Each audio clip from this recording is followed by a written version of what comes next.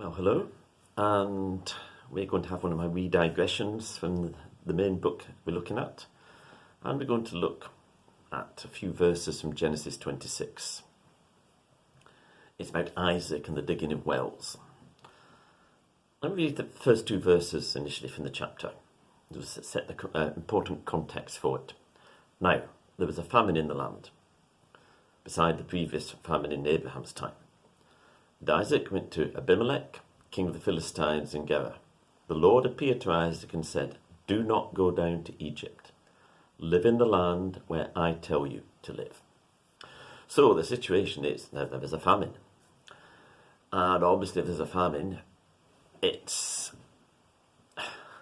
great pressure to go and do something about it. And going down to Egypt would have seemed to have been a fairly sensible thing to do. Because of irrigation and stuff, there was probably more food down there than there would be in other places. But God has told Isaac, don't go down to Egypt. Live in the land where I tell you to live. And an initial lesson from that is that there are always times when things get difficult. Even in those times, it's important that we do what God tells us to do, even if that doesn't seem to be the most obvious thing to do. So let's jump on a long way to verse 19, and we'll read initially 19 to 22. Isaac's servants dug in the valley and discovered a well of fresh water there. But the herdsmen of Gerar quarrelled with those of Isaac and said, "The water's ours." So he named the well Esek, because they disputed with him. Then they dug another well, but they quarrelled over that one as well. Also, that was a Freudian slip there. So he named it Sitnar. He moved on from there and dug another well, and no one quarrelled over it, and he named it Rehoboth, saying, "Now the Lord has given us room, and we will flourish in the land." So we see here that Isaac has obeyed the Lord's instruction. He's not gone down to Egypt. And then he's encountered difficulties. Just before that, Abimelech had told him to clear off, essentially. A few verses later, he comes back again and says, "Hey, let's have a treaty. Let's be friends." But anyway, he told him to clear off. And so he's cleared off. He's dug a well. It just caused trouble. Dug another well. And that caused trouble. Eventually, he digs a well, or rather gets his servants to dig a well. And no one quarrels over it. It says, "Now the Lord has given us room and we will flourish in the land." So he's just acted patiently. He's just carried on doing what he believes God has told him to do. Initially, they seemed to encounter difficulties because of it. Abimelech chucked him out, or told him to get lost. And here he's been digging wells, and the first two or three just produced disputes. Eventually, it works. So he's dealt with this situation. He's just acted patiently. And sometimes that's what we need to do.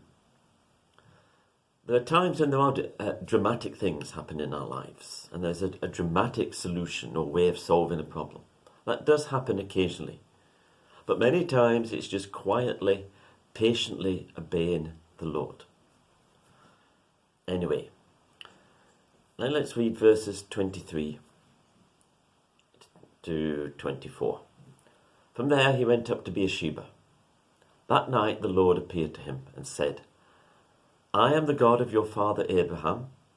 Do not be afraid, for I am with you. I will bless you and will increase the number of your descendants for the sake of my servant Abraham."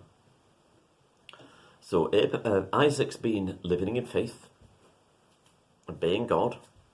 To trust and obey is the only way to be happy in Jesus. There's an old hymn along those lines, which I'll spare you me trying to sing the thing.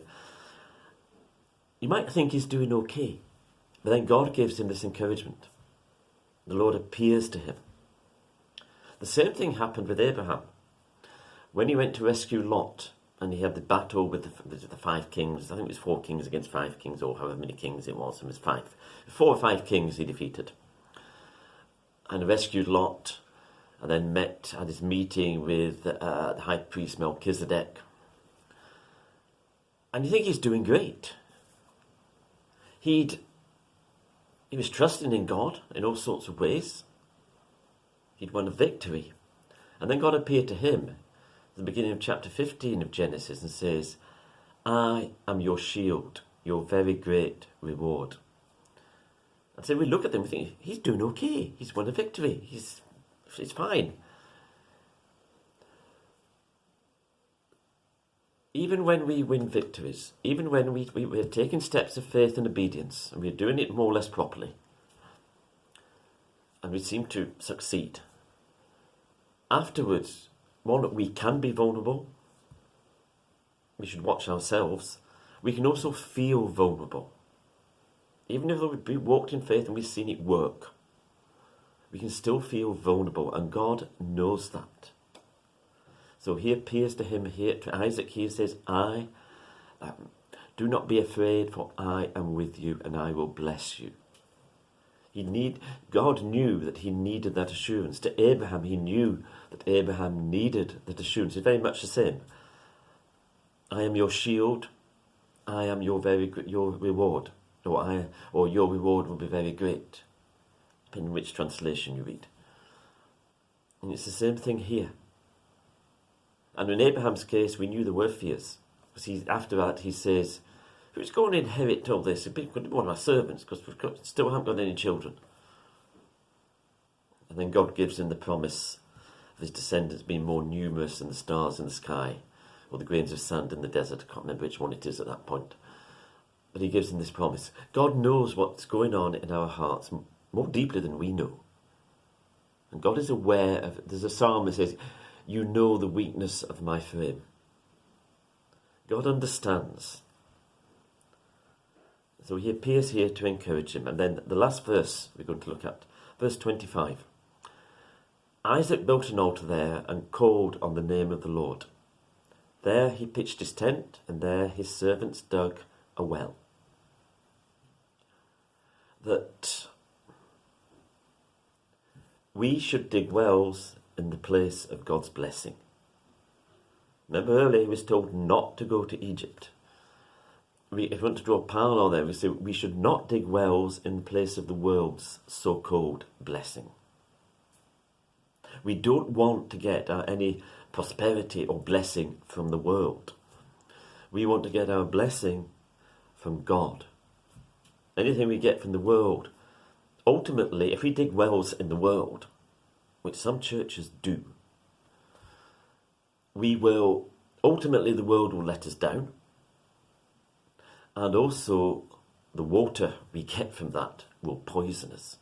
We must dig wells in the place of God's blessing. Amen.